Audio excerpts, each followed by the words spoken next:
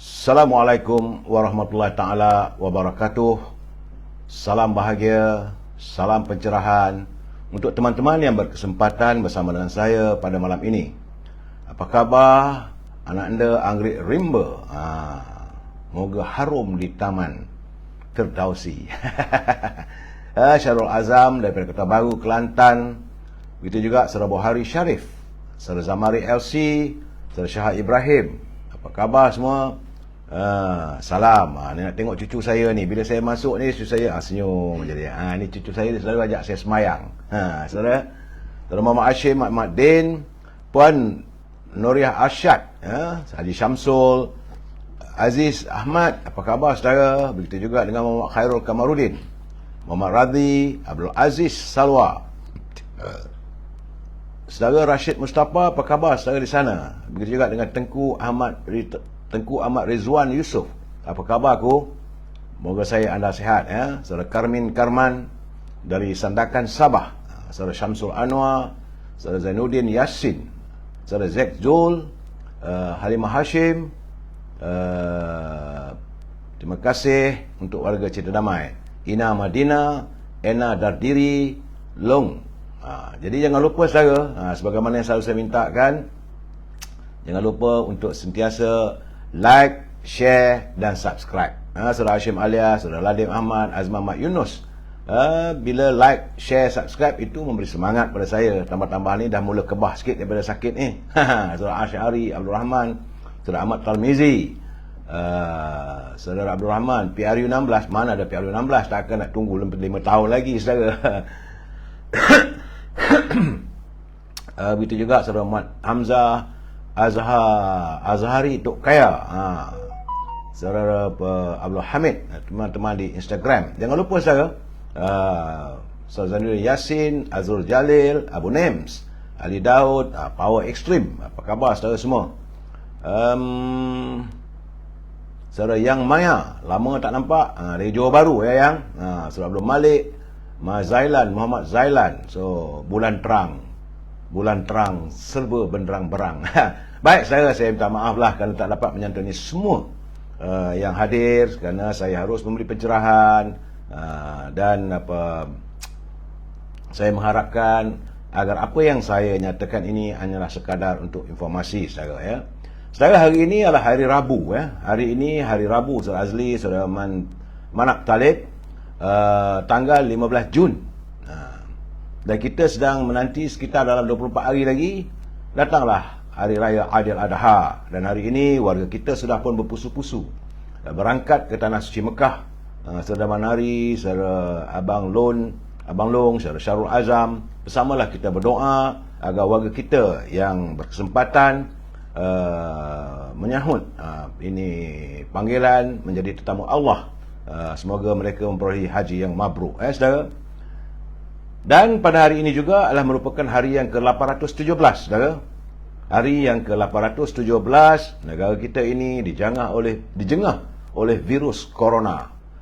Kerana menurut saudara Rio, petang tadi dia hantar laporan pada saya, hari ini ada sikit susut jumlahnya. Kerana semalam laporan untuk kemarin adalah 2092, tapi semalam cuma 1922, ada susutnya.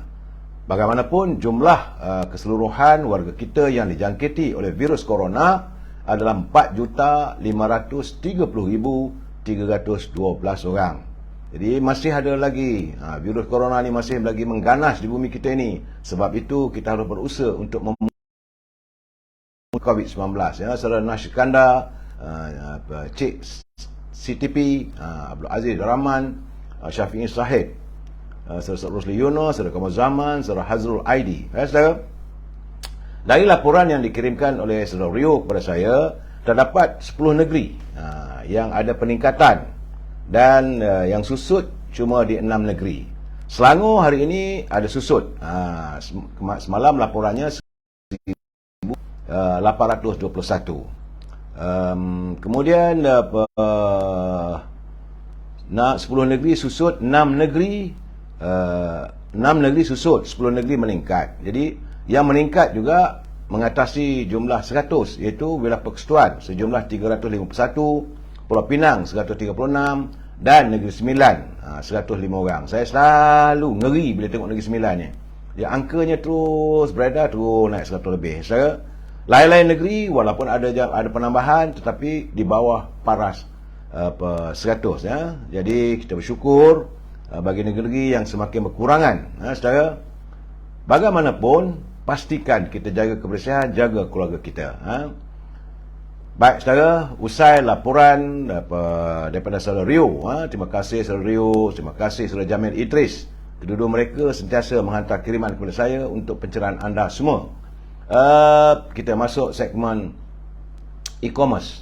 Ini bagi mereka yang berniaga ataupun ada produk. Kalau nak diwawarkan, hubungi Al-Azhar.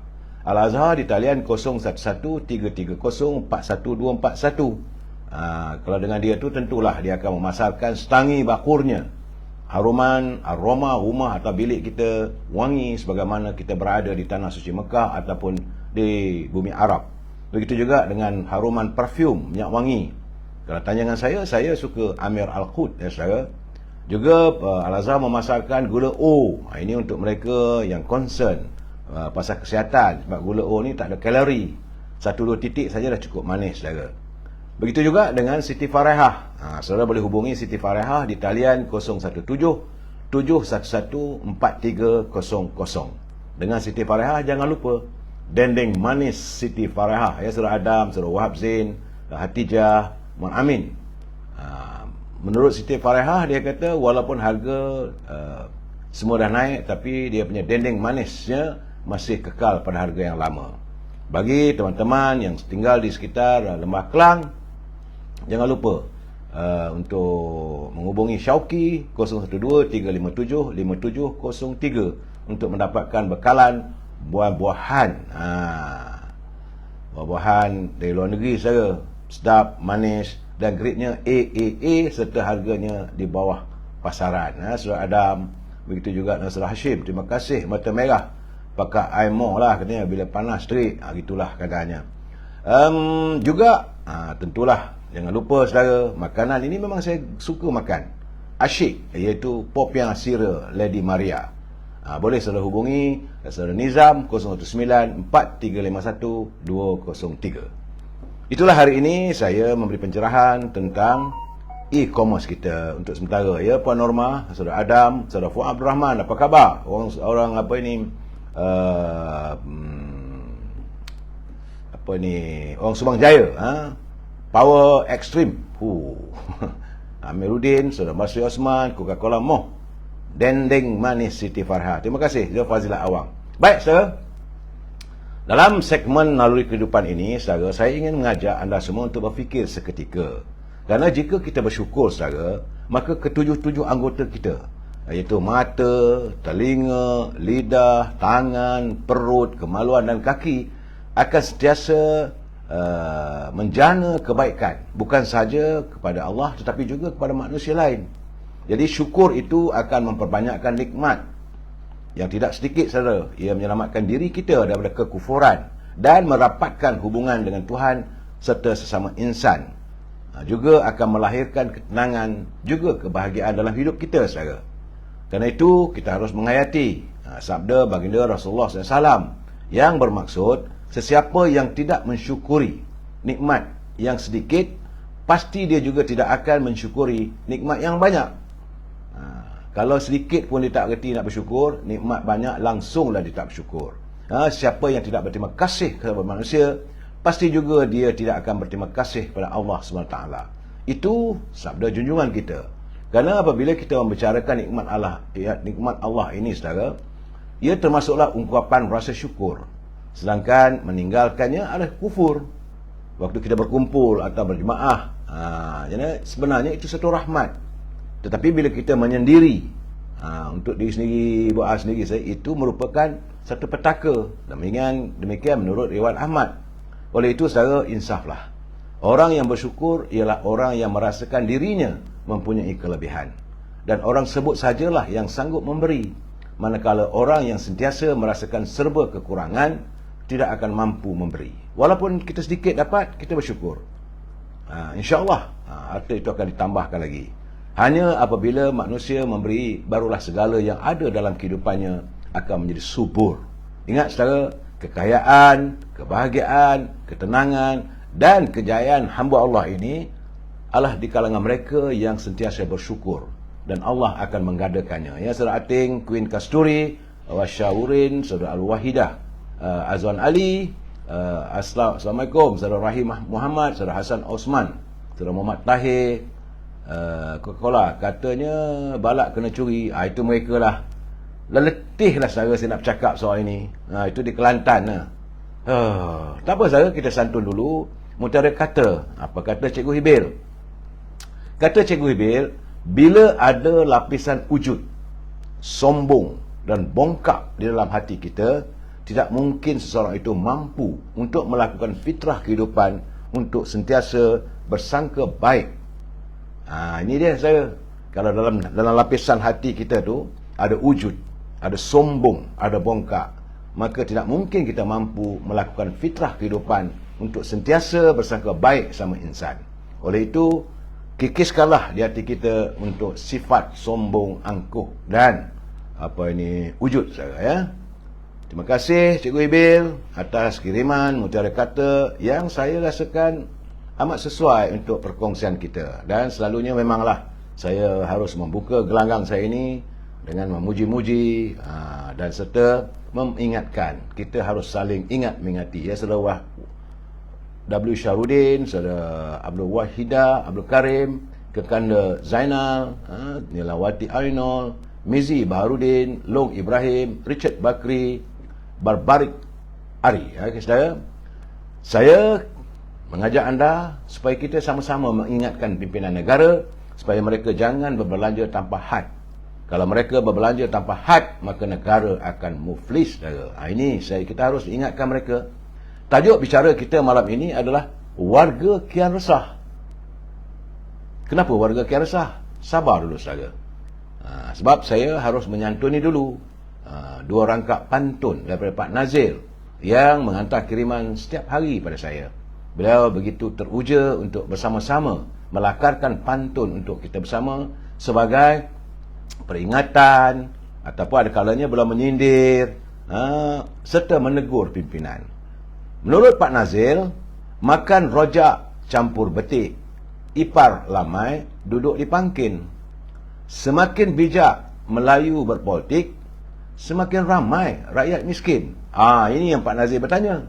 Semakin bijaklah orang Melayu ni berpolitik, maka semakin ramai pula orang Melayu yang miskin. Hayatilah, fikir-fikirlah sendiri saudara. Kata Pak Nazil lagi, hidang di meja menjamu tamu, rambutan seikat disetia maksiah. Bukan sahaja mempunyai ilmu, wakil diangkat harus bersaksiah.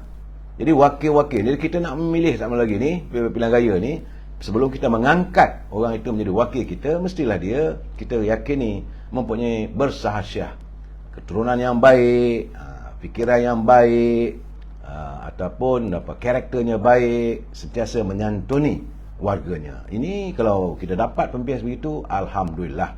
Saudara Zul Ramzo, Saudara Ali Abdul Latif, Husnin Qaldi, Dit Mahathir, Maznah Cekmat alias di Instagram. Jangan lupa saudara, yang saya mahu daripada anda adalah like, share dan subscribe. Sama ada di Facebook ataupun di Instagram. Saudara, sebelum saya memberi pencerahan lagi, saya perlu mengingatkan anda bahawa mereka yang menyunting semula live saya ini dan dimasukkan ke dalam channel YouTube dan sebagainya, maka semua itu adalah tanggungjawab anda. Saya tidak bertanggungjawab. Ini adalah pencerahan politik sekadar untuk memberi informasi. Tak lebih daripada itu, saudara. Tidak ada bayaran dikenakan, tidak perlu saya menerima sebarang bayaran dari sesiapa. Ini atas kesukaraan saya, kerana sebagai warga jurnalis dulu, saya jadi wartawan dulu, rasanya lompang kalau kita tak boleh berkarya. Jadi saya menganggap hari ini dalam dunia tanpa sepadan ini kita berkarya melalui secara live, saudara, tidak lagi menulis. Dan prinsip kita mesti bersetuju untuk tidak bersetuju. Kalau anda tak bersetuju, tak ada masalah. Kalau anda bersetuju, alhamdulillah. Dan sekiranya anda ingin menyantuni sesuatu isu itu, seronciu, serosdiwan, anak wai, ya, anda harus menggunakan bahasa yang molek-molek. Sebab semalam saya nampak ada 1-2 orang mencarut, tak elok tu saudara. Ini bukan budaya kita. Budaya kita adalah warga cinta damai sentiasa menyantuni semua aspek dalam bahasa yang murni. Ingat saudara, kita adalah warga cinta damai menyantuni semua aspek secara harmonis. Baik saya menerima laporan berhubung dengan cuaca negeri di negara kita ni. Setengah negeri hujan, setengah negeri panas. Dia awal pagi panas, masuk tengah hari petang hujan. Jadi kepada teman-teman yang menghadapi musibah hujan, petir dan sebagainya, berhati-hati dan sentiasa mengikuti arahan pihak berkuasa. Kalau berlaku banjir kilat, selamatkanlah harta kita, selamatkanlah diri kita dan keluarga kita, saudara. Juga hari ini saya mendapat perkabaran bahawa harga petrol untuk RON 97 dikabarkan terus naik lagi. Naiknya 11 sen. Artinya hari ini kalau siapa mengisi minyak petrol RON 97, harganya adalah RM4.83 1 liter. Sementara itu harga petrol RON 95 kekal RM2.05 seliter dan diesel RM2.15 seliter kekal. Itu dia punya gambaran keadaan sekarang, saudara. Tapi saya mendapat menatap tulisan Nurul Aisyah dari MyKMU.net berhubung dengan kedudukan pasaran saham. Pasaran saham ini adalah indikasi kepada kedudukan ekonomi kita, saudara. Kerana menurut Nurul Aisyah, sepatutnya pasaran saham negara kita tidaklah seteruk hari ini. Andainya Barisan Nasional yang memerintah selepas pilihan raya umum ke-14. Soalannya, kenapa pasaran saham Malaysia saja prestasinya lebih teruk berbanding ketika COVID yang bermula? Pasaran saham kita adalah antara paling tercorot dalam dunia saat ini. Ini adalah fakta yang sangat sukar untuk kita terima. Namun inilah hasil, inilah kesan. Kalau bila dah ini tulisan daripada Nurul Aisyah, dia kata inilah kesannya apabila Pakatan Harapan mengambil alih negara yang diikuti dengan Perikatan Nasional dan kerajaan campuran. Sebelum PRU 14 dulu, Bursa Malaysia merupakan pasaran saham dalam trend menaik paling lama dalam dunia. Itu World Longest Bull Run Market, di mana indeks bursa sampai naik mencecah ke paras paling tinggi dalam sejarah, iaitu 1,896 mata. Itu indikasi kedudukan ekonomi kita.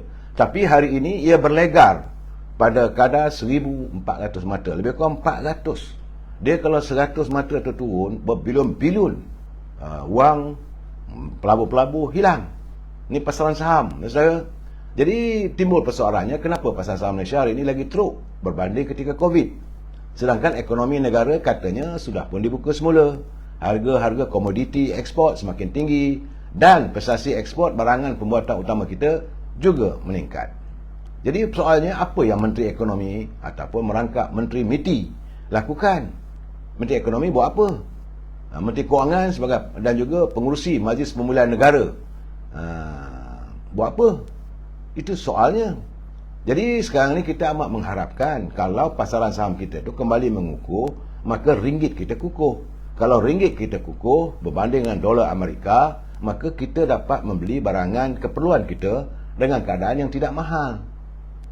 Dan kita tidak terjebak dalam food security ataupun keselamatan makanan.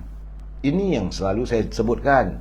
Kita kena jaga supaya negara kita sentiasa mempunyai makanan yang cukup, sumber makanan yang cukup. Dan kalau boleh, kukuhkan nilai ringgit kita. Ini tidak. Sekarang ni saya dipahamkan sampai RM4.43 bagi $1 Amerika. Terus mencanak, saudara, naiknya Amerika punya dolar dan kita merudum terus. Jadi saya juga melihat, menurut Datuk Seri Najib, dia kata ada beberapa faktor yang menyebabkan prestasi Bursa Malaysia teruk. Pertama, kerana dasar-dasar kewangan seperti cukai makmur serta pemansuhan pengecualian cukai bagi hasil diperolehi dari luar negara yang diumum dalam bajet 2022 lalu. Jadi kedua-dua waktu Datuk Seri Najib mengutarakan dalam parlimen, ia dibantah Dan ini semua menghakiskan keyakinan pelabur. Nilai ringgit semakin menjunam biarpun harga minyak di dunia semakin tinggi. Jauh berbeza dengan dulu, mana nilai ringgit akan bergerak dalam trend yang sama. Kalau minyak naik, maka ringgit juga naik. Sekarang ni minyak naik, ringgit kita merudum. Itu keadaannya. So keadaan sekarang ni kita mengharapkanlah agar pimpinan negara, khususnya Menteri Ekonomi, Menteri Kewangan, memikirkan cara terbaik macam mana nak memulihkan pasaran saham. Selagi pasaran saham tidak dipulihkan, selagi itulah pelabur-pelabur semakin goyah untuk masuk ke dalam negara kita membuat pelaburan. Sebab itu saya melihat hari ini pergerakan pemuda. Saudara jangan marah, saya memang suka menyantuni tindakan ataupun gesaan pergerakan pemuda UMNO Malaysia, pimpinan Datuk Ashraf Wajidi. Kerana hari ini pergerakan pemuda UMNO menggesa kerajaan supaya mengkaji semula cadangan kenaikan gaji bagi kaki tangan kerajaan. Kerana hari ini kesan daripada harga yang mahal, kesan daripada barangan yang tak ada juga itu, menurut Ketua Pergerakan Pemuda Datuk Ashraf Wajidi, era Datuk Najib, beliau telah mengumumkan kenaikan gaji tahunan, iaitu satu mata, satu kenaikan bagi setiap penjawat awam yang sepatutnya berkuasa setiap tahun bermula 1 Julai. Walau bagaimanapun, sejak Pakatan Harapan mengambil alih kerajaan, mereka membatalkan pemberian KGT tersebut. Itu menurut Datuk Ashraf Wajidi dalam hantaran Facebooknya. Ya, saudara. Dan satu lagi alternatif lain ialah dengan menaikkan imbuhan tetap atau allowance layak untuk penjawat awam, termasuklah ITP, imbuhan tetap perumahan, ITKA, imbuhan tetap khidmat awam, BISH, bayaran imbuhan sara hidup bagi kelaikan diploma ke bawah dan kelaikan ijazah ke atas. Pemuda melihat bagaimana tangga gaji kaki tangan kerajaan berada di paras yang mencemaskan dengan kenaikan harga barangan di pasaran, kenaikan harga rumah dan sebagainya. Ya, sebab itu kata Datuk Ashraf Wajidi, insya-Allah kami akan berusaha untuk mengadakan pertemuan dan berbincang dengan pihak Tan Sri KPPA di Jabatan Perkhidmatan Awam, Menteri Kewangan, sebelum membawa cadangan ini kepada Yang Amat Berhormat Perdana Menteri untuk dipertimbangkan. Dan insya-Allah, ini janji Ketua Pemuda. Dia kata insya-Allah jika Barisan Nasional kembali memerintah selepas PRU15 dan politik berada dalam keadaan yang stabil, ekonomi kembali pulih dengan pertumbuhan kembali memuncak dan keyakinan pelabur domestik dan asing untuk melabur secara pesat sebagaimana dahulu, insya-Allah kenaikan gaji akan seiring dengan keupayaan negara dan keseimbangan kenaikan harga barangan jua. Itu kenyataan daripada Ketua Pemuda. Syabas pemuda, teruskanlah usaha anda untuk memperjuangkan kehidupan rakyat, terutama lagi bagi kaki tangan awam, kaki tangan kerajaan yang berada di tahap N18, N20, N21 yang pendapatan mereka begitu berkurangan. Ya, saudara, kaki tangan awam tentulah, kaki tangan kerajaan tentulah tinggal di kota-kota besar ataupun di kota-kota, di bandar-bandar, dan kos kehidupan semakin tinggi. Mereka tidak tinggal di kawasan pedalaman. Ini gambarannya, saudara.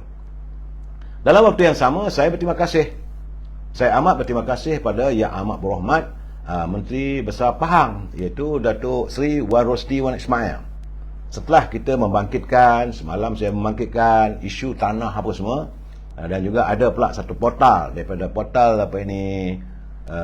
media sosial Mustafa Mansur, mempersoalkan bagaimana di Bentong, itu di kawasan Janda Baik, akan dibangunkan dengan rancangan khas kawasan RKK.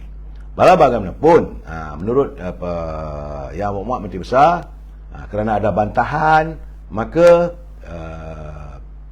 bantahan daripada penduduk saya, maka beliau akan meneliti perkara itu sebelum membuat apa-apa ketetapan. Dia tidak ada lagi ketetapan lagi, saya. Kerana dia kata saya telah dapat bantahan daripada penduduk. Jadi kita tangguh sekejap untuk kajian menyeluruh. Jadi bila nak kaji itu, kaji betul-betul. Jangan dipanggil orang kaji itu kajian yang berat sebelah.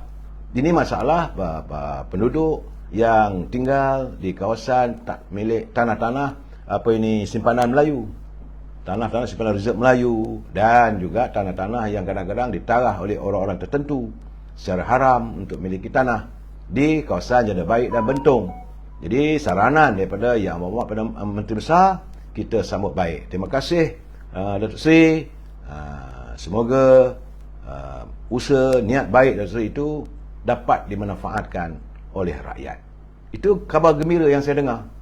Tetapi bagaimanapun, saya mendapat satu kiriman. Ini kiriman saya tak tahu sama dia menghantar kiriman pada saya, tak ada spesifik. Saya harap kalau saudara mahu saya mengutarakan persoalan, nyatakan spesifik apa masalahnya, berhubung dengan siapa, jabatan mana. Senang saya nak cakap. Ini saya tercari-cari apa isunya. Itu daripada saudara Halim Shah Abdul Hamid. Beliau daripada syarikat Mesra Indah Jaya Sdn Bhd. Dia bagi kenyataan, dia kata singa kekenyangan, anak kucing mati kelaparan. Saya cuba menghayati apa yang dimaksudkan oleh beliau itu. Jadi setelah begitu saya beranggapan ini masalah syarikatnya berhubung dengan pemilik konsesi lapangan terbang KLIA 1 dan KLIA 2. Katanya bahawa sejak ini Perintah Kawalan Pergerakan PKP yang telah menghadkan semua pergerakan umum seluruh negara, syarikatnya terjejah begitu teruk. Katanya syarikatnya mempunyai lebih kurang 200 orang pekerja. Dan kini terpaksa diberhentikan, malahan mungkin syarikatnya akan gulung tikar. Kerana antara syarikatnya dengan pemilik konsesi tempat dia menyewa di bangunan itu, maka tidak mencapai kata sepakat. Walaupun dibawa ke mahkamah, masih lagi tidak menjebelahinya. Dalam keadaan begini, saya haraplah, kerana dia kata Tan Sri Nur Omar pun sudah dia berusaha untuk membantu, tapi tak sampai. Tidak mencapai kata putus. Jadi sebab itu saya harap agar saudara Halim Shah dapat memperjelaskan kepada saya apa sebenarnya yang anda tuntut. Saya yakin ini tentulah berhubung dengan kadar sewa.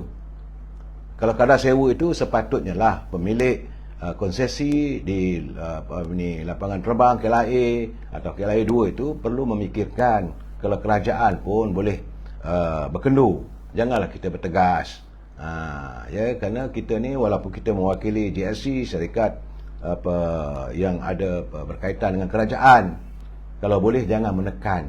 Kerana selama 2 tahun rakyat cukup susah. Jadi keadaan ini perlu ditangani. Kita tahu Menteri Pengangkutan bukan orang kita. Jadi syarikat-syarikat ni kalau milik orang lain maupun konsesi itu, maka mereka sentiasa dalam keadaan mahu menekan. Saya bukan resis saudara, tetapi saya melihat apa yang disuarakan oleh Saudara Halim Shah Abdul Hamid ini adalah suatu kewajaran yang perlu dibela. Jadi siapa sahaja yang berhubung kait dengan airport atau lapangan terbang, berusahalah supaya jangan sampai ada syarikat milik warga kita yang terpaksa gulung tikar. Amat menyedihkan. Bukan kehendak mereka untuk berada dalam situasi tersebut. Bukan kemampuan mereka untuk membayar setiap sewa yang dikenakan. Sewa di lapangan terbang tinggi. Tapi bila tak berniaga, anda masih menuntut sewa, tentulah meletakkan syarikat itu dalam keadaan yang teruk, saudara. Saudara Jaka Lelong, Munim Ahmad nak cepat terbubar. Sabar, saudara. Nanti dulu. Saya masih menyiarkan derita rakyat. Ini saudara. Kemudian saya dapat kiriman daripada saudara Amiruddin Yahya selaku pengurusi pembela. Saudara Amiruddin Yahya menzahirkan rasa kecewanya yang teramat setelah melihat pertubuhan Wazong. Itu Wazong. Sedangkan dia kata mereka ada meminta, pembela ada meminta diadakan temu janji untuk bertemu dengan Yang Amat Perdana Menteri untuk membincangkan masalah-masalah yang alami oleh warga kita. Tapi hingga saat ini katanya tak ada respon. Jadi apalah istimewanya Huazong ni kepada Perdana Menteri? Bukannya benda baru dia kata. Sekian lama lagi termasuk zaman pemerintah BN, PN dan PH. Dia sudah macam satu tradisi pula bahawa Perdana Menteri menyantuni mereka sebegitu rapat, mesra, tertutup dan khas di pejabatnya. Sedangkan pengurusi pembela dengan jawatan kuasanya meminta untuk mengadakan pertemuan dengan Yang Amat Perdana Menteri masih lagi ternanti-nanti. Jadi kadang-kadang dia kata rasa dihinakan. Betul katanya, sebagai NGO Melayu, beliau merasakan diri seorang terhina. Walaupun kita sudah banyak berbakti dan berjuang untuk membela agama, bangsa dan tanah air. Jadi agaknya, kata Saudara Amiruddin Yahya, agaknya mereka fikir sokongan orang Melayu ni tak penting lagi untuk kekal berkuasa. Mungkinlah katanya. Atau mungkin mereka sangka selama-lamanya orang Melayu ini akan tetap menyokong mereka. Jangan. Apakah ini mereka rasa sokongan daripada pengundi, Ketua Cina, dengan bantuan-bantuan mereka berikan sudah memadai? Apakah mereka lupa dalam PRU14 dahulu betapa banyaknya peruntukan ditabur begitu saja sebelum pilihan raya, tapi akhirnya sia-sia saja. Jadi sekarang ni kata Saudara Yahya, sudah tiba masanya orang Melayu memikirkan figura pemimpin, atau mungkin sampai ke tahap sebuah parti alternatif selain mengubah sistem jika mahu Islam dan Melayu terus didaulatkan di bumi tercinta ini. Itu Saudara Amiruddin Yahya. Nampak gayanya beliau kecewa sangat-sangat. Beliau amat kecewa kerana nak minta appointment, nak berjumpa dengan Yang Amat Perdana Menteri, tak dapat. Berarti sedangkan pertubuhan yang lain begitu cepat disantuni.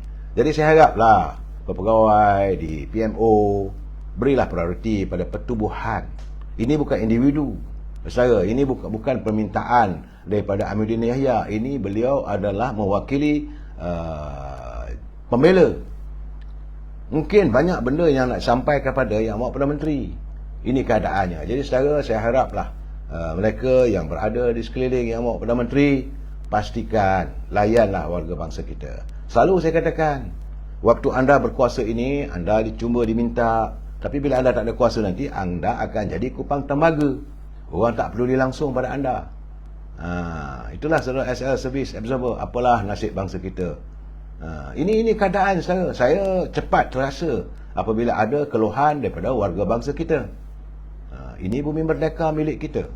Dan tak sepatutnya kalau ada pertubuhan-pertubuhan yang berasaskan macam Majlis Perunding Melayu, macam Pembela, atau Majlis Pertubuhan Islam, jangan hanya meletakkan menteri saja. Mungkin ada benda yang mereka ingin sampaikan kepada Yang Amat Perdana Menteri, supaya dapat dikaji apa yang harus dilakukan dalam suasana negara yang begini memenatkan.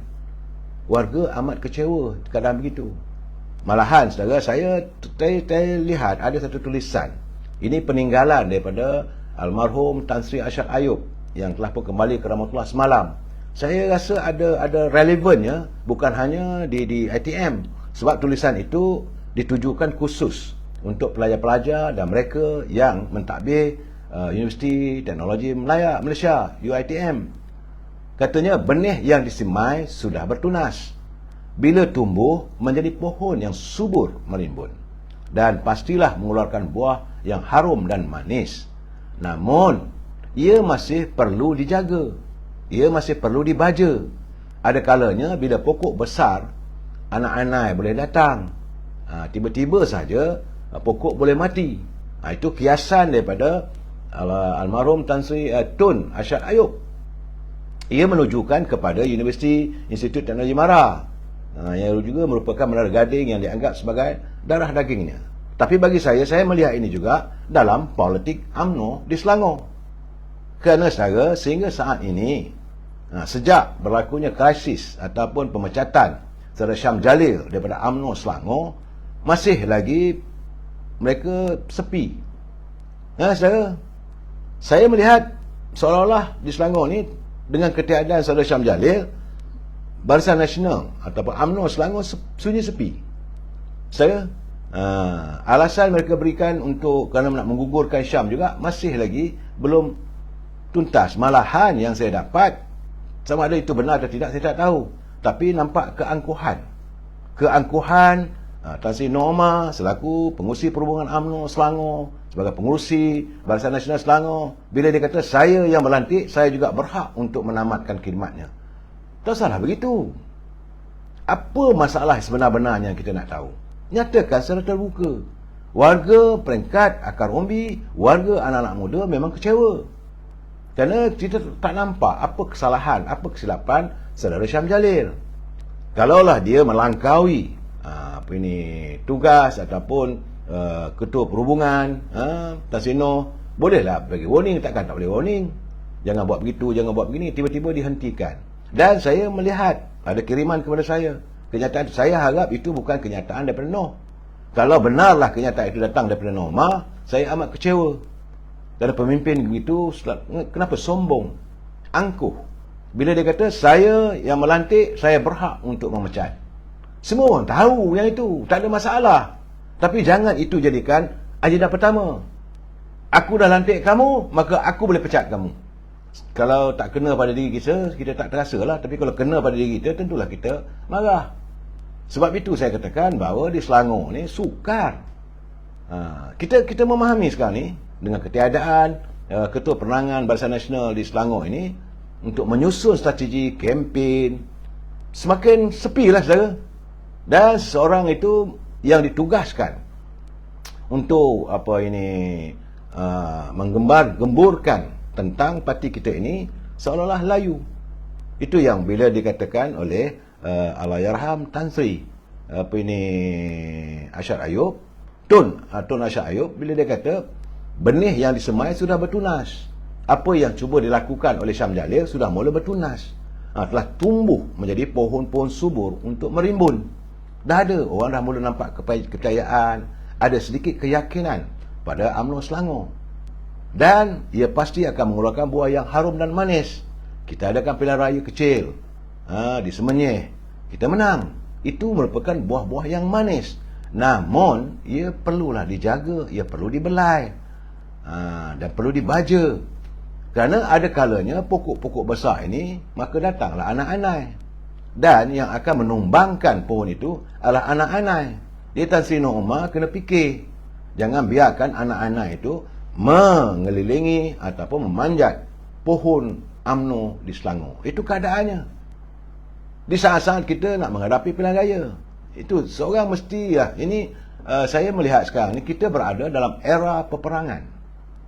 Kita akan masuk peperangan, bertanding pilihan raya itu peranglah saudara. Bukanlah perang dengan gunakan bom dengan senjata, tidak. Peperangan ideologi. Kita berkempen.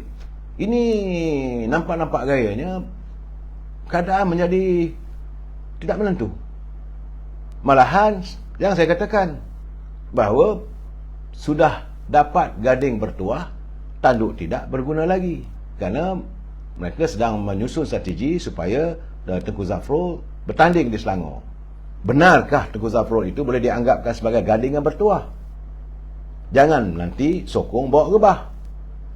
Saya tidak nampak. Orang UMNO pun sendiri pun bukannya suka sangat dengan Tengku Zafrul. Kerana beliau dilantik oleh Tan Sri Muhyiddin.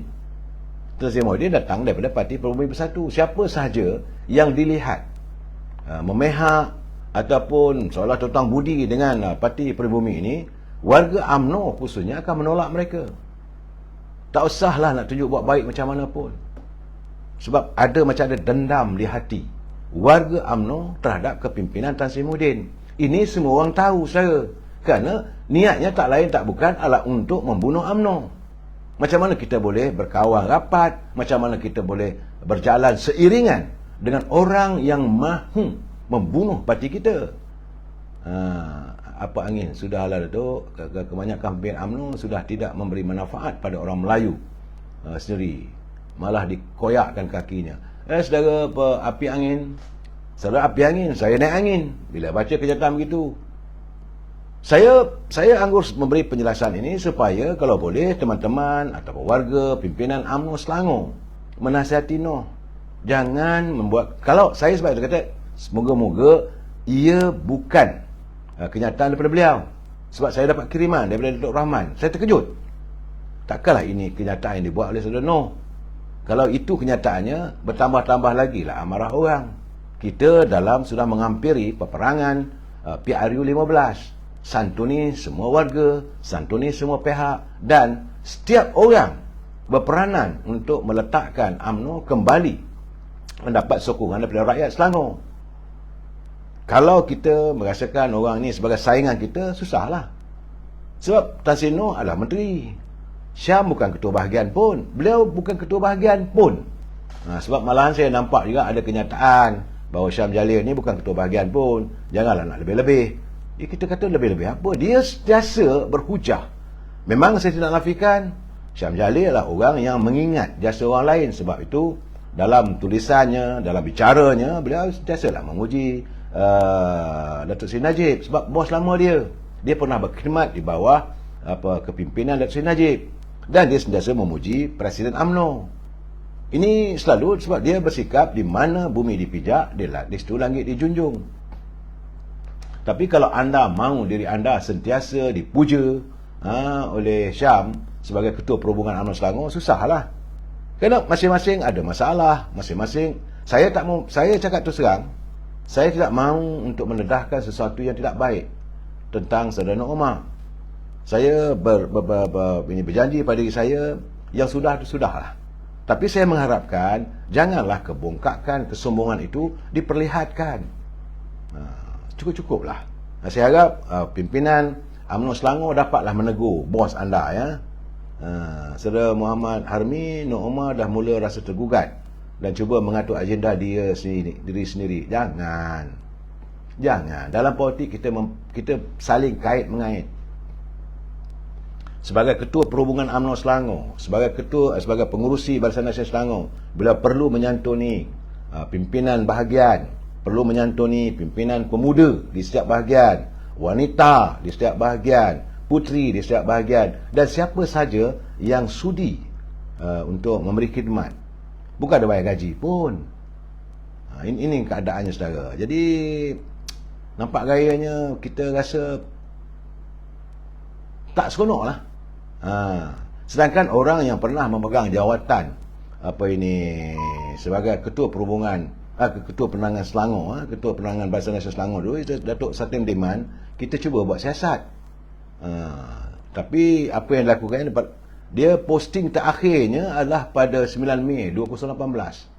Selepas itu senyap sunyi. Bila UMNO Barisan Nasional tumbang, tak ada. Dan posting di Instagramnya adalah pada 17 Januari 2018. Dalam Twitter pula, kali terakhir beliau membuat posting adalah pada 5 Mei 2017. Itu sebelum kejatuhan UMNO Barisan Nasional keseluruhannya, dan tumbangnya kita masih lagi tak berdaya untuk mengambil alih Selangor. Jadi apa yang dilakukan? Tak ada. Jadi dengan Syam Jalil, dia berusaha macam-macam. Saya bersetuju, beliau bukan ketua bahagian, tapi janganlah itu jadikan prasyarat. Malahan bila kononnya didewa-dewakanlah, macam mana apa yang dilakukan oleh Jamal Yunus, Tengku Zafrul inilah layak jadi poster boy. Kerana nak ambil Tengku Zafrul sanggup pula mengecikkan hati Datuk Khetoyo. Ini pun satu tindakan tak betul. Jangan. UMNO Selangor memang kekurangan pemimpin. Patutnya ada kalah pemimpin pelapis supaya kesinambungan kepimpinan dapat terus. Saudara, bagi saya melihat keadaan ini, saya amat mengecewa. Saya tak mau cakap lah soal pemecatan saudara Syam Jalil, tetapi bila saya terima kiriman daripada teman yang itu kenyataan Tan Sri Nur Omar, saya nampak ada kesombongan yang menyerlah saya. Apalah, kita dalam pada itu, saudara, saya melihat kita jangan mudah percaya dengan pembangkang. Mereka depan lain, belakang lain. Macam mana parti DAP? DAP, bila kita nak mewujudkan isytihar tentang dana politik, dia tak setuju.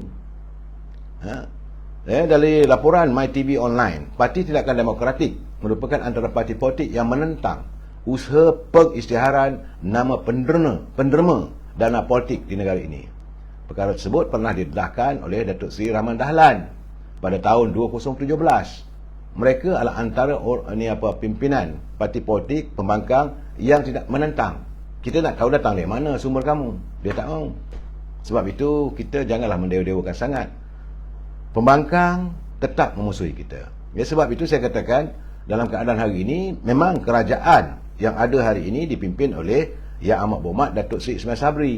Tetapi di dalam itu tergaullah dengan segalanya, ikan sepat kering, apik lempangnya, tergaul di dalam itu sebab adanya parti PBM, adanya parti PAS, adanya Gerakan, adanya UMNO. Nak harap dari PBM, selalu lihatlah sendiri, pimpinan lantik sebagai Menteri Belia dan Sukan. Saya Ini mengucapkan syabas jugalah pada pasukan bola sepak Malaysia yang dapat berjaya masuk ke pertandingan akhir Piala ASEAN. Dan bila dia kalah, tiba-tiba Menteri Belia dan Sukan boleh mengatakan kekalahan pasukan Malaysia kerana penonton bersorak. Apa hal? Mana ada padang bola yang sunyi sepi? Kalau padang bola, stadium bola sepak ini sunyi sepi, itu ialah perpustakaan. Itu keadaannya. Nak agak pada itulah kepimpinan yang ada daripada parti PBM. Peja adalah timbalan presiden. Ya, memang itulah mentaliti yang ada pada PBM. Macam mana kita nak santun? Apatah lagi, beliau kalau bercakap soal menentang UMNO ni, bagai nak agak. Tengoklah sendiri macam mana dia punya ketua penerangannya, ketua pemudanya. Mereka melihat UMNO dengan penuh kebencian. Takkan pula kita nak menyantuni mereka dengan kasih sayang. Benar, dalam Islam kita harus menyantuni, jangan memutuskan hubungan silaturahim. Tapi nak buat macam mana kalau orang yang kita santuni adalah orang tak pernah mengenang budi? Mereka tak pernah langsung mahu mengukuhkan ukhuwah persahabatan.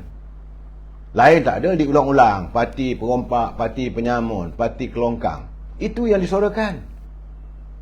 Jadi untuk apa kita nak berbaik? Tak payahlah. Cuma sekarang ni bila kita dengar parti PAS pun sealiran dengan PBM.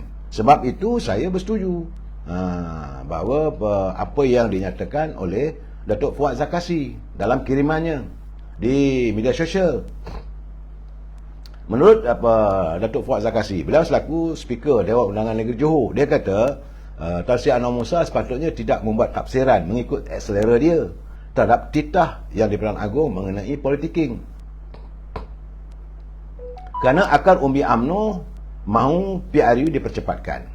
Kalau permintaan itu dianggap politiking, maka melambatkan PRU juga boleh dianggap sebagai politiking. Itu kata Datuk Fuad Zakasi. Hatta untuk membuat tafsiran sendiri terhadap titah yang Tuan Agong juga boleh dianggap sebagai politiking. Jadi untuk itu Tan Sri Anwar Musa juga memainkan isu kestabilan.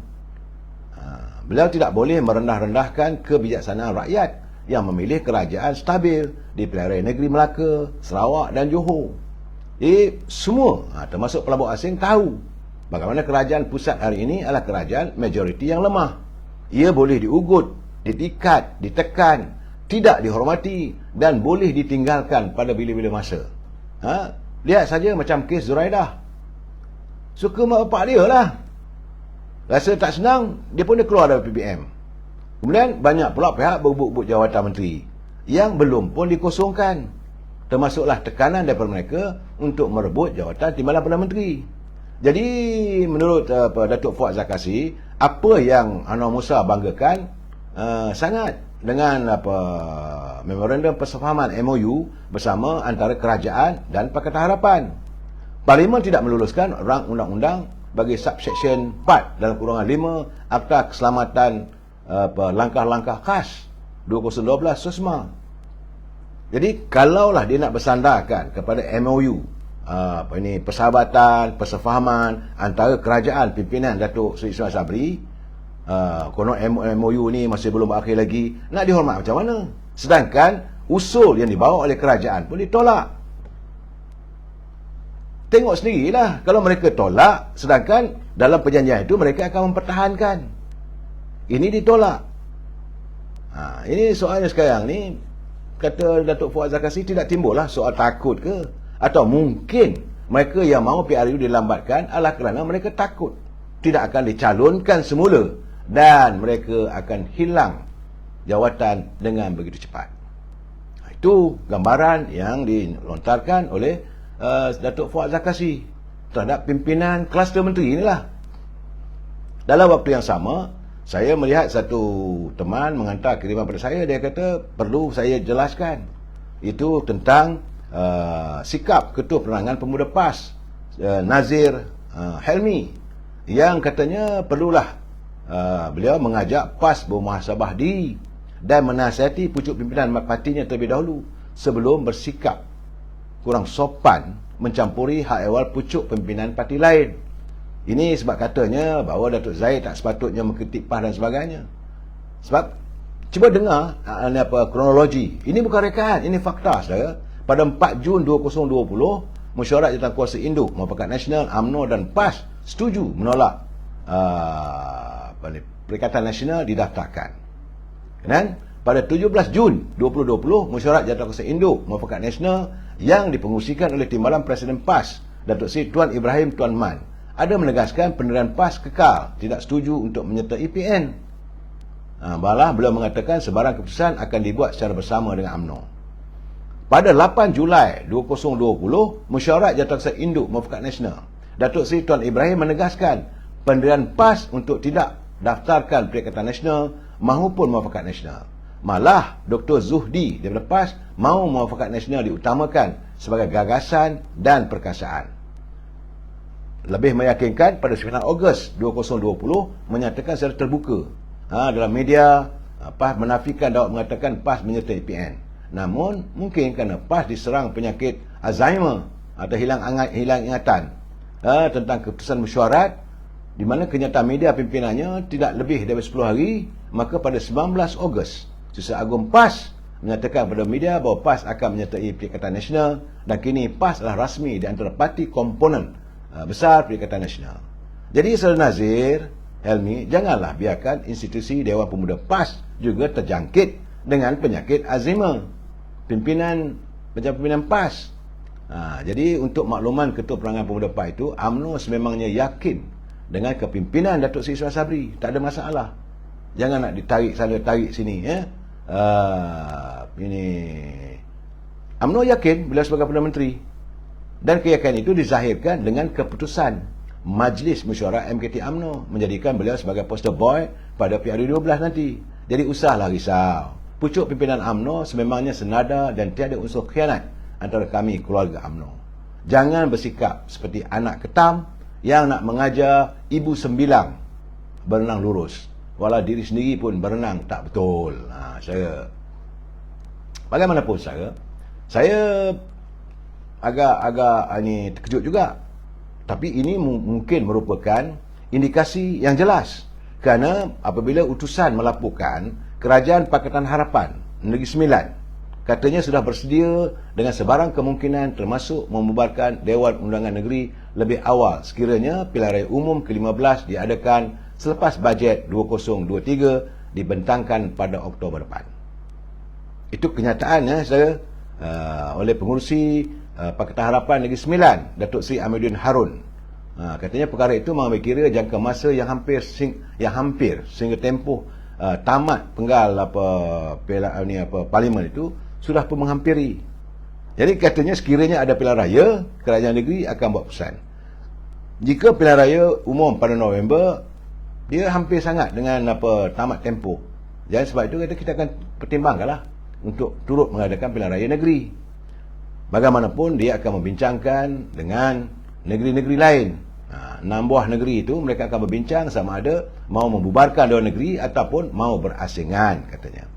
Sebab ini adalah ekoran daripada kenyataan Timbalan Presiden UMNO Datuk Seri Muhammad Hassan yang menjangkakan, yang menyatakan bahawa masa terbaik untuk PRU 15 adalah sebaik saja bajet 2023 dibentangkan pada Oktober nanti.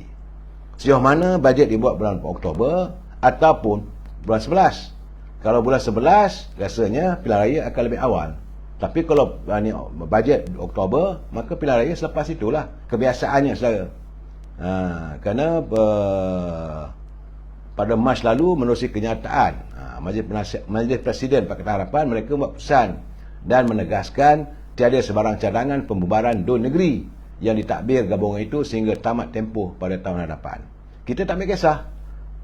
Tapi bila Menteri Besar Negeri Sembilan buat kenyataan, mereka sudah bersiap sedia, bahawa bagi saya lah pilihan raya is around the corner. Saya ini kena ketima hakikat. Bagi saya, walau apa keadaan sekalipun, kita harus melihat besar kemungkinan pilihan raya itu akan diadakan dalam waktu yang terdekat. Jadi sebab itu kita jangan bergaduh sesama kita, saudara. Bacalah apa yang dikatakan oleh Forbes Singapura. Laporan Forbes Singapura, kekayaan terkumpul tycoon 50 individu yang terkaya di Malaysia, dalam senarannya 10 orang yang atas, tak ada seorang pun Melayu, saudara. Tak ada seorang pun orang Melayu ataupun usahawan Melayu yang boleh dijumlahkan sebagai yang terkaya berbanding dengan 10 usahawan keturunan Cina. Robert Koch mempunyai 11 bilion Amerika, 11 bilion US dollar, lebih kurang dalam 44 bilion. Kemudian Kwek Leng Chang ada 10.1 bilion dolar Amerika.